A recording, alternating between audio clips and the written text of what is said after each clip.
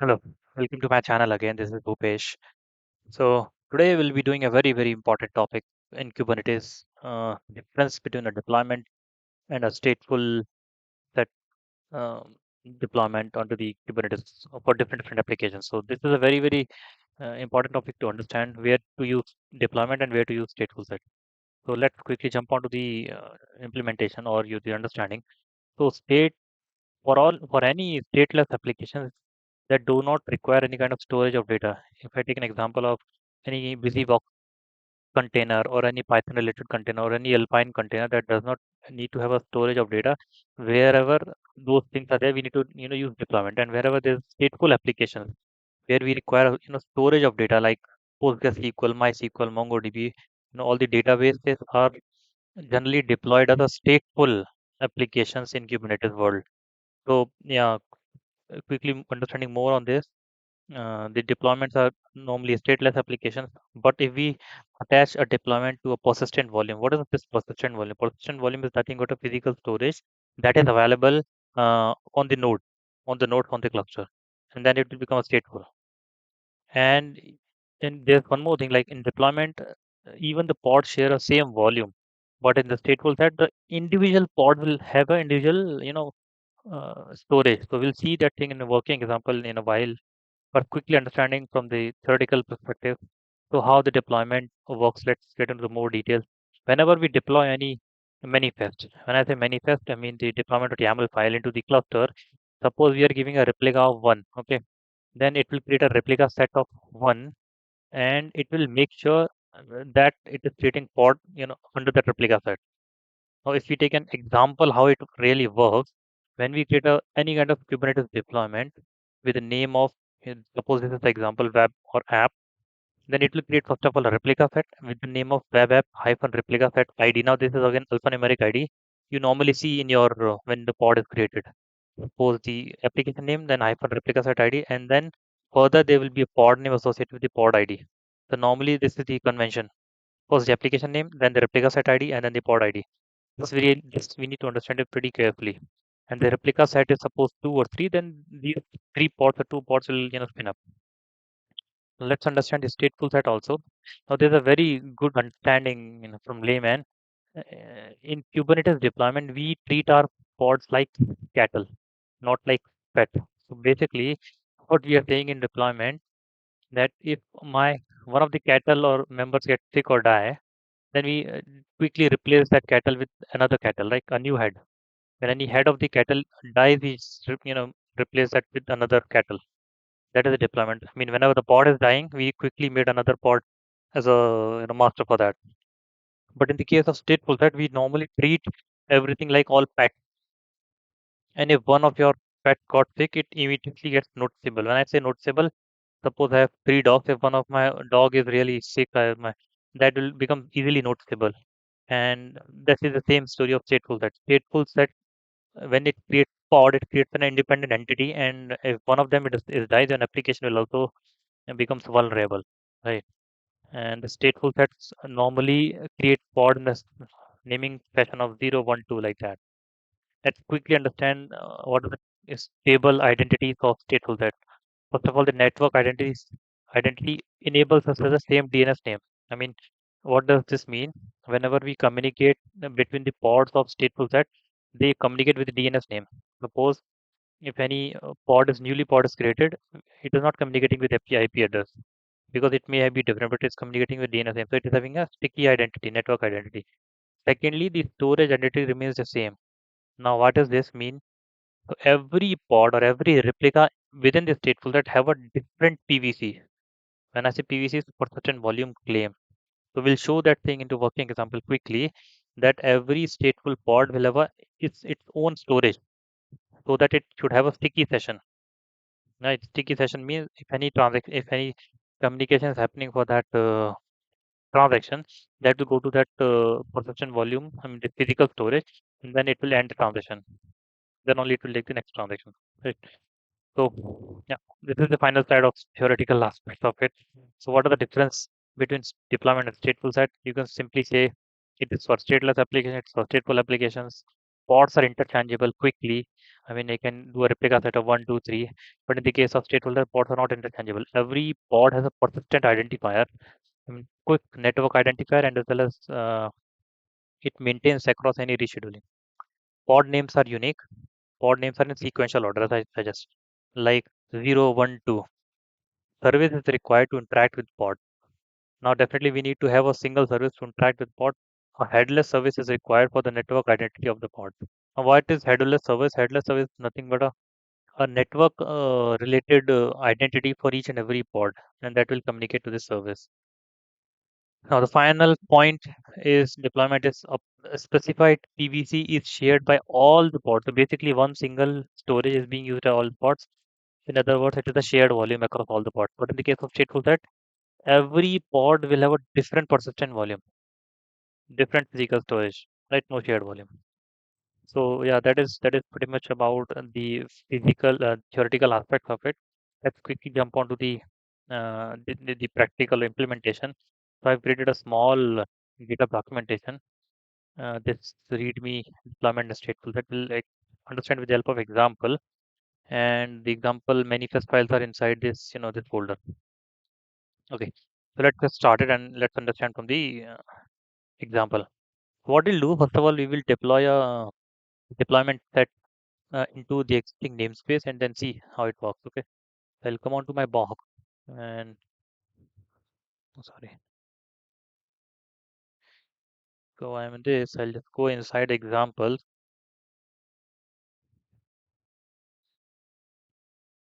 and then I'll just apply kubectl apply. I'm applying in deployment. So first of all, let me. I want to with namespace. Anything in this? Let me see. Okay, it is empty. There's no pod. There's kubectl get pods. Yeah, there are no pods in this creator concept namespace. Let me quickly deploy this first deployment. Kubectl apply. Now you must be familiar with all these commands. Now it will create an nginx deployment. Let me see what it has done. It has created three pods and one replica set. Okay. Now if we understand basically the YAML file for this, what we are saying, it is a kind of deployment. The replicas are three, basically three replica set under beneath pods will be running. My the name is Nginx. It is pulling an image of 114.2 and it is running on container port 80. So this is a very small deployment for understanding purpose. Let's see the further things on this. Okay. I mean, what all things are possible with this. So I'll again come to the documentation. Now suppose I want to update this deployment. Update manager, I want to change something in this deployment. I can simply change the image from 14. Currently it is, you know, a describe. Let me see the deployment.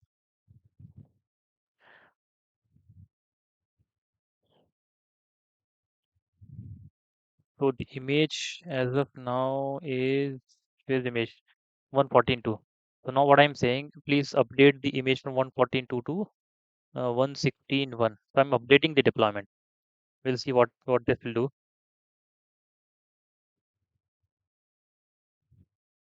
Now update hasn't happened. I'll see the rollout status. Okay, it has been rolled out. I'll just quickly see the pod. See the new pods have been spent up now. Let's see the that theoretical aspect. This is the application name. This is the replica set ID, and this is the pod ID. Now, if I see k get replica set ID, I'll see there are two replicas. Initially, it was with this name, and then simply we did another rollout. So rollout means we changed from Nginx version 114.1 to 116.2. So this was the earlier RS. Now this is the latest RS. I can show you the earliest replica set is there. It should be there. See 8599. This was the earlier one, and after updating the deployment, this is the newest replica set ID. Now I'll show you that how we can roll out also. See now the deployments have been described. We will see now. You can see old replica set is this one, and new replica set is this one, and yeah, the image is this one, the latest image. Now this is something updating the deployment. Now rolling back the deployment. Now I want to roll it back and set my image back to this. Okay. Now again, I'll come here. Okay, now you know intentionally I'm just giving a small error here. I'm just doing 1.160. Let's see what it will do. This will definitely will not be able to find this image, and let's see what. No, I'll do a clear again. Now image has been updated. Let's see get rs. Now replica set also being created. The new replica set is this one 6DD56. Now this replica set will try to create pods with that 1.161 image. So let me see whether the pods have been created or not. See, the first pod itself got failed because with this replica set 6DD, the new one, that image is not there. And if the kubectl get image, so there's no such image 161. See, so what I'm trying to explain, if we are rolling back a deployment with some different wrong image, then it will fail. Now we'll check the rollout history of that deployment. We'll see the rollout history.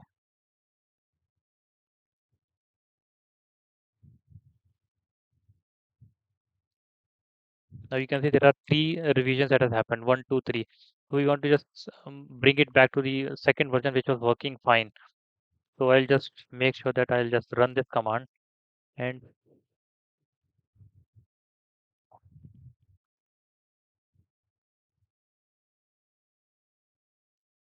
okay. So my get rs will give you the latest thing. Okay, I'll do kgp.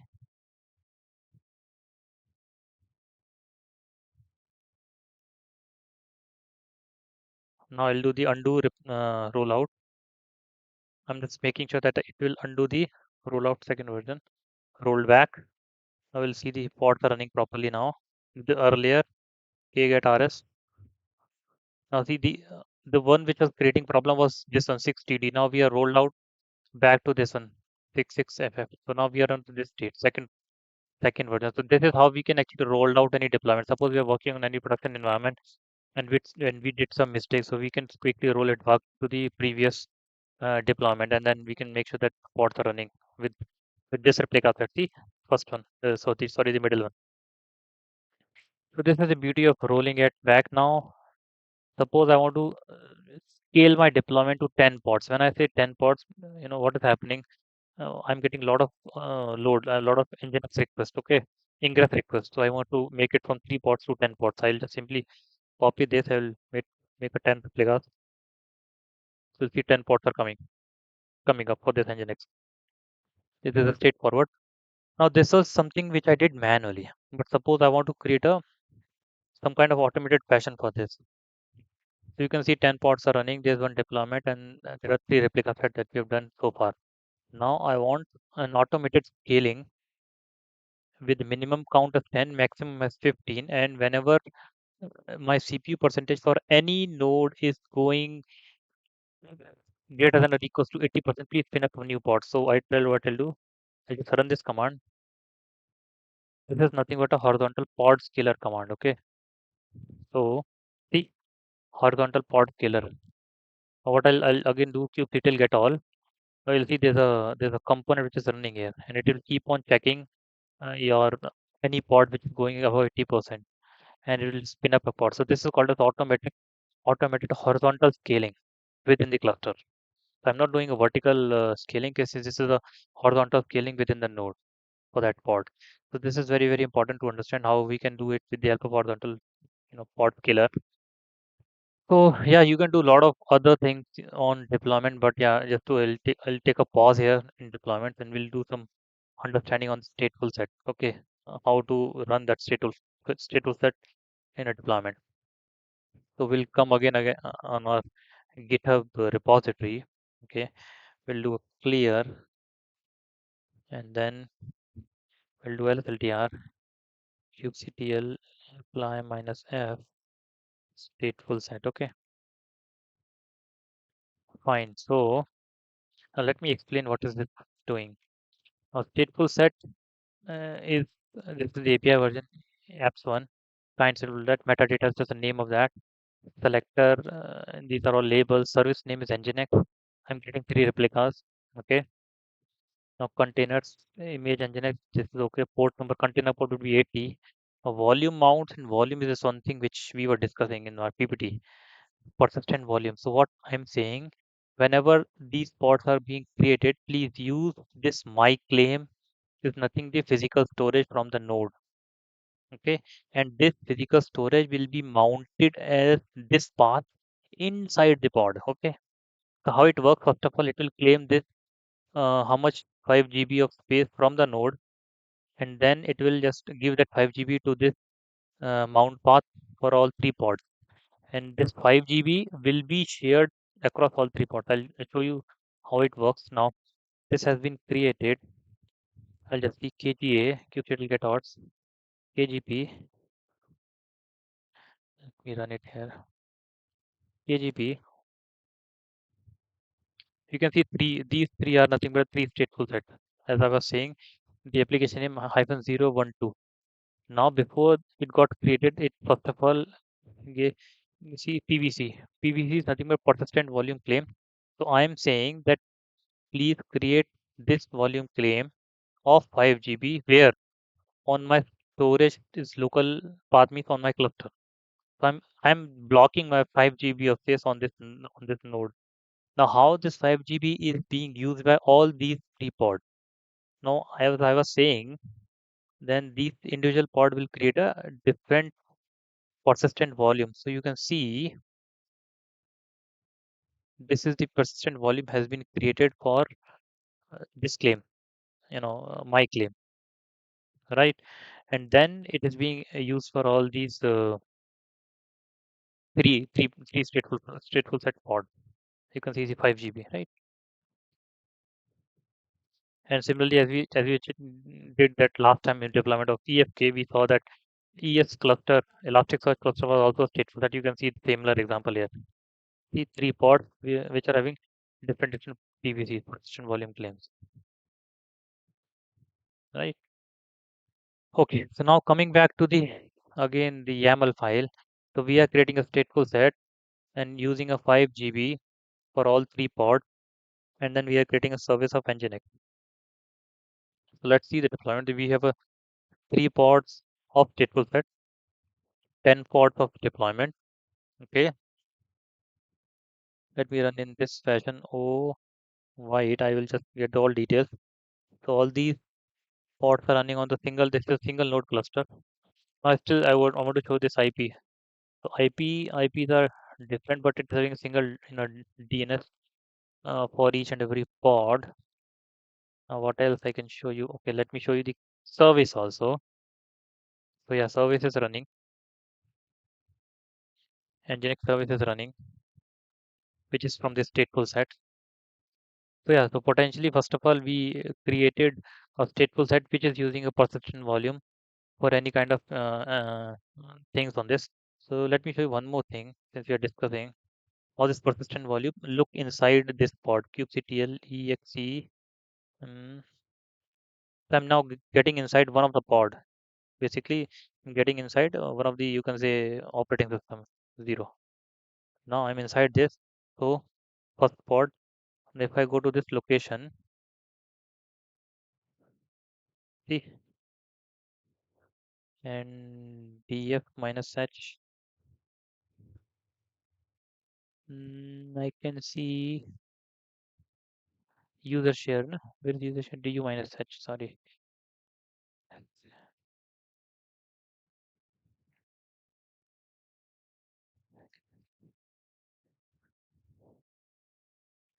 Okay, so I want to show that's why this df minus h user. Maybe this is a shared. I want to show that space is being allocated as 5 GB, but anyway, this is a shared system, and it is entirely using this 13 GB is used and 943 GB is available, and this is the size of the overall lay.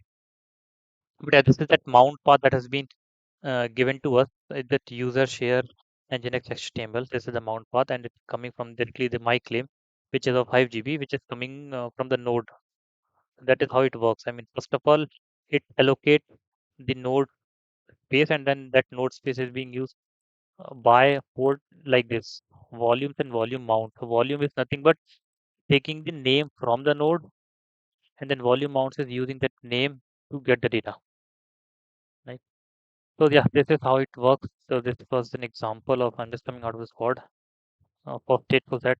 I would say again do a good reading from your end because this is not so straightforward to understand. But if you do work on this, uh, maybe in next couple of weeks, then you'll understand the basic difference of deployment and stateful set. So quickly, summarizing everything again, stateful set is used for stateful application, stateful set basically, and the deployment is for stateless application. And whenever there's a database involved in it, blindly go for stateful set. And whenever there's any kind of normal deployment like BusyBox, Jira Alert, or Kibana, or any other, go for deployment. And then the theory is okay. Let me show one more thing since we are discussing. So like you so I want to just let me go to that Grafana namespace where we have installed Grafana. Let me see whether all pods are running. Good.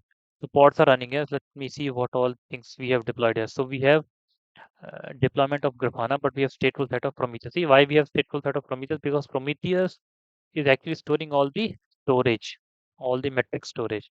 And this similarly goes with alert manager. The Grafana kubestate metric is a Prometheus operator at deployed as stateful set. We'll talk about daemon set in our next session, but yeah, try to understand the deployment and the stateful set as of now and how we are using. So wherever there's a any kind of storage is needed, just like Prometheus, go for stateful set, and any kind of normal application, go for deployment. So yeah, that is pretty much what I want to explain in this session. Let's not stretch it further. Thanks for watching this video. Just quickly, if you have any questions and any queries around this important topic, please drop me a note in the comment section.